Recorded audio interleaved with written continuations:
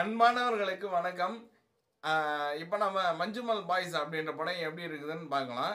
2006ஆம் வருஷம் என் வாழ்க்கையில் மறக்க முடியாத வருஷம். நான் ஸ்கூல் முடித்த வருஷம். நான் வாழ்க்கையில் பல துரோகங்களுக்கு ஆளாகி இன்னி வரைக்கும் அதோட பாதிப்பில் இருக்கிறேன். சரி, ஓகே, ரைட்டு.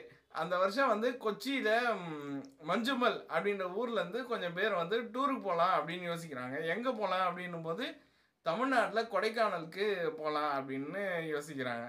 அப்போ வந்து குணா கமலஹாசன் நடித்த குணா படத்துலேருந்து ஒரு பாட்டை கேட்டுட்டு அந்த குணா கேவுக்கு போகலாம் அப்படின்ட்டு அங்கே போகிறாங்க. படத்தோட பேர் குணா கேவுனே வச்சுக்கலாம். அந்த அளவுக்கு அதையே சொல்கிறாங்க. அப்புறம் குணா கேவு உள்ளே போயிட்டு உள்ளே போகும்போது ஒருத்தவங்க வந்து உள்ளே அந்த இடம் அரசாங்கம் வந்து ரெஸ்ட்ரிக்டட் ஏரியான்னு பூட்டி வச்சுருக்கு.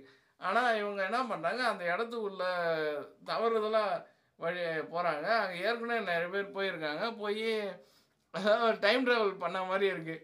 காயின் போட்டு பேசுகிறாங்க. அப்புறம் காலிஸ் காரில் போகிறாங்க. அப்புறம் அதை நான் படிக்கும்போது கூட இந்த மாதிரி தான் எங்கன்னா போனால் பேர் எழுதி வைப்பாங்க. அந்த மாதிரி அங்கே பேர்லாம் எழுதி வச்சுருக்குது. அதே மாதிரி இவங்களும் பேர் எழுதி வைக்கிறாங்க. பேர் எழுதிட்டு அதை ஒருத்தர் சொல்கிற 2006ன்னு வருஷம் போடு அப்படின்னு சொல்லினே கிட்ட வர்றாரு. அந்த குரூப்பில் ஒருத்தர் அப்படி அந்த பள்ளத்தில் விழுந்துடுறாரு. பள்ளத்தில் விழுந்துட்டு அப்புறம் அவங்கள டார்ச் வச்சு பார்க்குறாங்க. அப்புறம் ஃபயர் டிபார்ட்மெண்ட்லேருந்து வந்து டார்ச் வச்சு பார்க்குறாங்க. அப்புறம் வந்து உள்ளே இறங்க மாட்றாங்க யாரும். காசு கொடுத்து ஆள் ஏற்றுறவங்க வந்து அவங்க கூட இறங்க மாட்றாங்க. அப்புறம் இவன் ஃப்ரெண்டு ஒருத்தனே உள்ளே இறங்கி ரொம்ப சிரமத்துக்கு இடையில் அவனை மேலே தூக்கின்னு வரான். இதான் அந்த படத்தோட கதை.